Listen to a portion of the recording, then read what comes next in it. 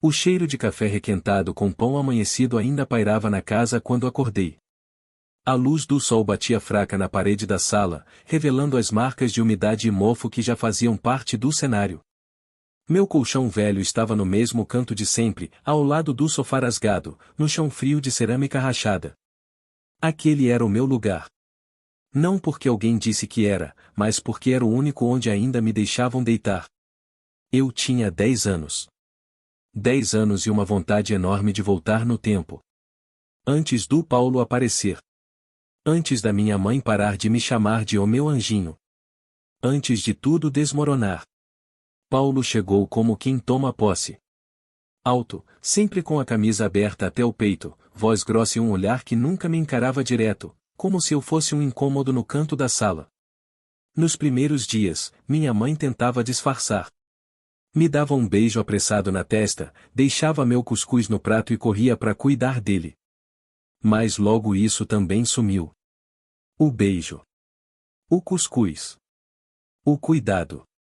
Ela, que antes penteava meu cabelo com carinho antes de eu ir para a escola, agora mal lembrava se eu tinha uniforme limpo. Tudo virou o depois, Jonas, ou pior, não me enche agora. Naquela manhã, acordei com gritos.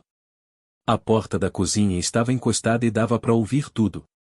A voz dele ecoava pela casa. Já falei, Viviane. Ou ele sai, ou eu vou embora de vez. Mas, Paulo, e é meu filho. A voz dela saiu baixa, sem força, quase pedindo desculpa por me parir. E eu vou ter que aguentar esse moleque calado, sem fazer nada? Ele vive me olhando torto, parece que me odeia. Esse menino é um estorvo, Viviane. Um peso. Eu me encolhi mais no colchão. Não era a primeira vez que ouvia essas palavras, mas foi a primeira que doeu diferente. Porque dessa vez, ela não retrucou. Não defendeu. Ficou em silêncio. E nesse silêncio, eu entendi tudo. Pouco tempo depois, ela apareceu na sala com os olhos vermelhos. Sentou-se do meu lado, mas não me olhou de verdade. Ficou mexendo nas mãos, nervosa, como se quisesse desaparecer. Jonas, e a mamãe vai precisar que você vá ficar um tempinho com sua tia Leide. Só um tempo, até as coisas aqui melhorarem, tá bom? Eu não respondi de imediato. Só levantei devagar e encarei ela. Procurei no rosto dela qualquer sinal de amor, de dúvida, de remorso. Mas não vi nada. Só pressa. A senhora quer que eu vá? Perguntei com a garganta seca. Ela desviou o olhar. Não disse ou não. Não disse ou fica. Só começou a dobrar minhas roupas e colocá-las na mochila azul que eu ganhei da escola no ano passado. A mesma mochila onde eu guardava meus cadernos e um bonequinho de plástico sem braço que achava que me dava sorte. A gente não almoçou junto. Não falou mais nada. Só ouvi ela chamar o motorista de aplicativo e me dizer: "Oh, vamos logo que já tá em cima da hora." O céu estava nublado quando ela me deixou na porta da casa da tia. Um vento frio batia no rosto e parecia que o mundo inteiro estava me empurrando para fora. Ela não desceu do carro. Não me abraçou. Só encostou o vidro da janela e disse: "Se comporta." E foi embora. Sem olhar para trás. Como se estivesse deixando uma encomenda qualquer. Um móvel velho. Um problema. Aquele foi o dia em que deixei de ser filho. Não porque escolhi. Mas porque me tiraram isso. Me levaram até a porta de alguém que não me queria e me deixaram ali, como quem se livra de um fardo. Naquele dia, algo em mim quebrou. Algo que nunca mais voltou a ser inteiro. Tia Leide morava num bairro afastado, num beco de chão batido, onde as casas pareciam todas cansadas, com as janelas sempre fechadas e a pintura desbotada pelo tempo. A casa dela era pequena, 2 quartos, um banheiro, sala e cozinha apertada. Mas mesmo com pouca coisa, dava para sentir que ali não tinha espaço para mim. Ela me recebeu na porta com a cara fechada, os braços cruzados e o avental sujo de gordura. "Trouxeram você, foi?" Nem avisaram nada e disse, sem disfarçar o incômodo. Eu abaixei a cabeça e só balancei afirmativamente. Ela virou as costas e entrou. Eu segui atrás, calado, carregando minha mochila e a dor que começava a pesar mais que tudo. Vai dormir no colchão da sala. Mas nada de espalhar tuas coisas, viu? Não quero bagunça aqui não. E nem adianta pedir coisa que eu não sou tua mãe. Não, ela não era. E naquele instante, percebi que ninguém mais era.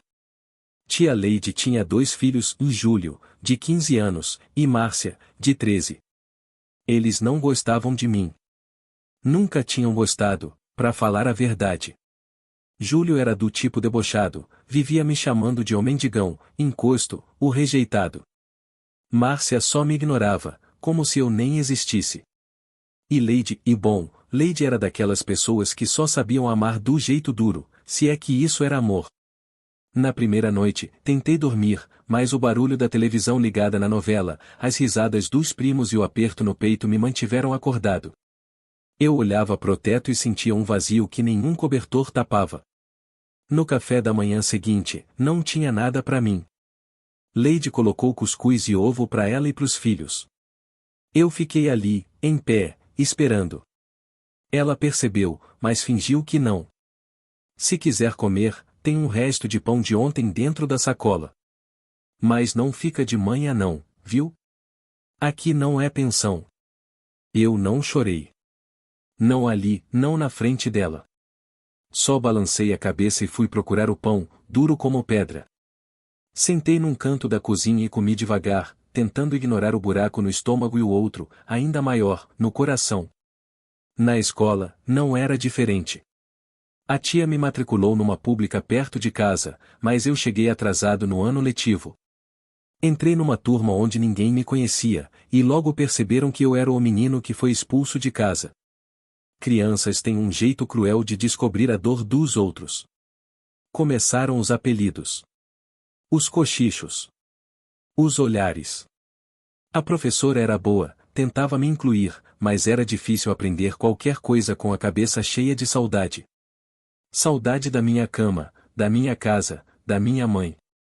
Até do Paulo, e saudade de quando ele ainda era só um estranho e não uma ameaça. Nas tardes, eu ficava sentado na calçada. Observava o movimento da rua, os meninos jogando bola, os vizinhos fofocando do outro lado da cerca. Ninguém me chamava. Ninguém me perguntava nada. Eu era só uma sombra ali. Tentei escrever uma carta para minha mãe.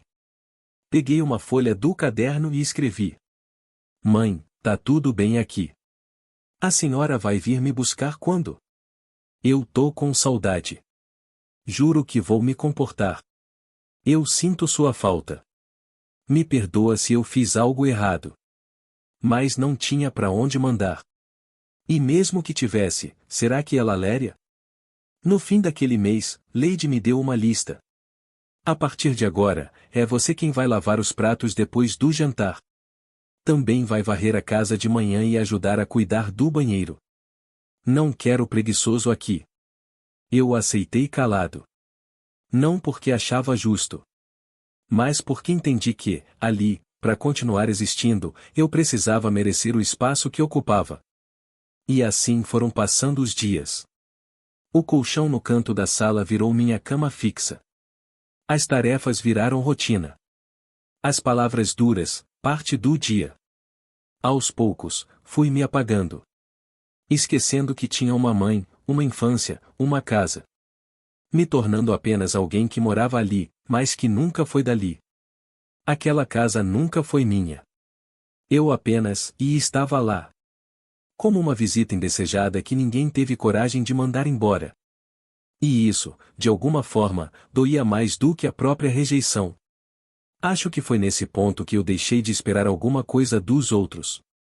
Parei de esperar carinho, atenção, amor. Aos 11 anos, já tinha entendido que existir, para mim, era mais uma questão de sobrevivência do que de pertencimento. Na escola, meu nome era só mais um na chamada. Os professores até tentavam me alcançar, mas eu nunca entregava as tarefas, não porque não queria, mas porque em casa não tinha silêncio, nem mesa, nem ninguém que se importasse se eu estava estudando ou não. E, Com o tempo, nem eu me importava mais. Lembro que um dia, na aula de redação, a professora pediu que a gente escrevesse sobre a nossa família. Enquanto os colegas escreviam empolgados sobre os pais, os irmãos, as avós que faziam bolo de milho e levavam para a escola, eu fiquei olhando o papel em branco. Minha família? O que eu ia escrever? Que minha mãe me mandou embora como quem descarta um objeto velho. Que meu padrasto me enxotou com o olhar de quem vê lixo na porta de casa. Que minha tia só me aceitava por obrigação, contando os dias para se livrar de mim. Não escrevi nada. Entreguei a folha em branco. A professora olhou para mim com pena, mas não falou nada. Acho que até ela entendeu. Em casa, a solidão era ainda mais silenciosa. Júlio agora fazia questão de me provocar todos os dias. Escondia minhas roupas, rasgava meus cadernos, colocava apelidos. Um dia, me trancou no banheiro por quase 2 horas. Quando a tia chegou, contei chorando. Ela deu um tapa na mesa e gritou: "Deixa de frescura, menino. Tu pensa que é o que é aqui dentro? Aqui não é tua casa não." Aquilo me calou por dias. A dor já não era mais física. Era um silêncio tão fundo que parecia ecoar dentro de mim. Eu me perguntava se alguém, em algum canto do mundo, ainda lembrava que eu existia. Se minha mãe, deitada na cama dela com o Paulo, pensava em mim. Se ela olhava a foto na estante e sentia falta. Ou se já tinha apagado meu nome da memória. Comecei a sonhar com ela. Toda noite, eu sonhava que ela voltava. Chegava com o cabelo bagunçado, o rosto cansado, mas os olhos cheios de arrependimento. Me abraçava forte e dizia: "Meu filho, e me perdoa. Eu errei." Mas era só sonho. Quando eu acordava, o colchão na sala ainda estava lá, a solidão ainda era a mesma, e o cheiro de café vindo da cozinha me lembrava que outro dia ia começar sem ninguém por mim. No meu aniversário de 12 anos, ninguém lembrou. Nem a escola, nem a tia, nem meus colegas. Nenhum parabéns, nem um pedaço de bolo. Fiquei o dia inteiro fingindo que não era nada, mas quando anoiteceu, escondido no quintal, chorei. Chorei até não sobrar mais força. Ali, naquele momento, eu entendi de vez. Eu era o menino que todo mundo esqueceu. Que ninguém procurava. Que ninguém chamava pelo nome com carinho. Que passava pelas pessoas como um vulto, sem deixar marca, sem fazer falta. E mesmo assim, eu continuava existindo. Sem amor. Sem abraço. Sem lar. Mas vivo. Só não sabia até quando. Aquele dia parecia igual a tantos outros, mas foi o dia em que eu, de verdade, desapareci do mundo. Não que eu tivesse sumido fisicamente, mas meu nome, minha presença, simplesmente não importava mais para ninguém. Acordei cedo, como sempre, no colchão velho no canto da sala. A casa estava silenciosa, e eu me perguntava se alguém ali ia notar se eu simplesmente não aparecesse. Na escola, ninguém me chamou para o recreio. Nenhum amigo me ofereceu um pedaço de bolo que tinham levado para a festinha da aula. Só olhares atravessados, cochichos e risadinhas que chegavam até meus ouvidos como punhais. Passei o dia inteiro escondido atrás da estante da biblioteca, lendo livros velhos, tentando fugir da realidade que me esmagava. Depois da aula, voltei para o barraco da tia Leila, cansado e com o estômago vazio. Encontrei a porta fechada, os meninos pequenos já dormindo, e ela no quarto, ignorando minha chegada. Eu tentei falar, contar o quanto me sentia só, mas nenhuma palavra saiu. No caminho para o quintal, tropecei e caí. Naquela queda, senti que estava caindo para um lugar onde ninguém podia me alcançar. Ali, naquele instante, percebi que eu já não era mais o menino que buscava carinho. Eu tinha me tornado invisível. Não me importava mais com o que pensavam, não chorava mais por ausência, não sentia mais vontade de ser chamado de filho. Era como se eu tivesse deixado o mundo dos vivos e tivesse me mudado para um lugar onde só eu existia. Nas semanas seguintes, me escondia mais, falava menos, comia o que sobrava e evitava olhar para o espelho. Minha sombra parecia a única coisa que me acompanhava, e mesmo ela às vezes me deixava. As marcas que ficaram não foram sós no corpo, mas as cicatrizes profundas na alma. Foi nesse silêncio, nesse vazio que eu comecei a me fortalecer. Porque, mesmo com tudo contra mim, eu ainda existia. E, de algum jeito, precisava encontrar um jeito de voltar. Os anos tinham passado, e eu não era mais aquele menino de 9 anos, com uma mochila nas costas e um coração partido. Cresci carregando aquela ferida aberta no peito, mas também com uma determinação silenciosa de que minha história não terminaria ali, naquele barraco apertado da casa da tia Leila, nem na rejeição fria da minha própria mãe. Eu sabia que precisava vencer, mostrar para mim mesmo e para o mundo que eu podia ser mais do que aquele menino esquecido. Foi difícil, muito difícil. Trabalhei em bicos, enfrentei o sol escaldante do Nordeste, perdi noites de sono estudando com a luz fraca, buscando um futuro diferente. Minha infância roubada me ensinou a ser forte, mesmo quando o cansaço apertava e a tristeza ameaçava me derrubar. Passei por tantos lugares, conheci tantas pessoas, mas jamais esqueci a sensação de ser expulso daquilo que deveria ser meu lar. Então, quando menos esperava, recebi uma mensagem que fez o coração disparar e a cabeça dar voltas. Era ela, de minha mãe, Viviane. Ela dizia que precisava falar comigo, que o tempo e a distância a fizeram enxergar suas falhas, e que queria me ver. Por dentro, um turbilhão de sentimentos me consumiu. Raiva, queimando como fogo. Saudade, latejando forte. Dúvida, como um nó na garganta. Depois de pensar muito, decidi aceitar. Queria entender o que ela tinha para dizer, se é que teria algo além de desculpas vazias. No dia marcado, quando cheguei à casa que eu um dia chamei de lar, senti que nada ali estava como antes. A fachada envelhecida, o cheiro de poeira e lembranças, tudo me lembrava da dor que vivia ali, mas também da esperança que não morria em mim. Ela abriu a porta devagar, como quem não sabe o que esperar.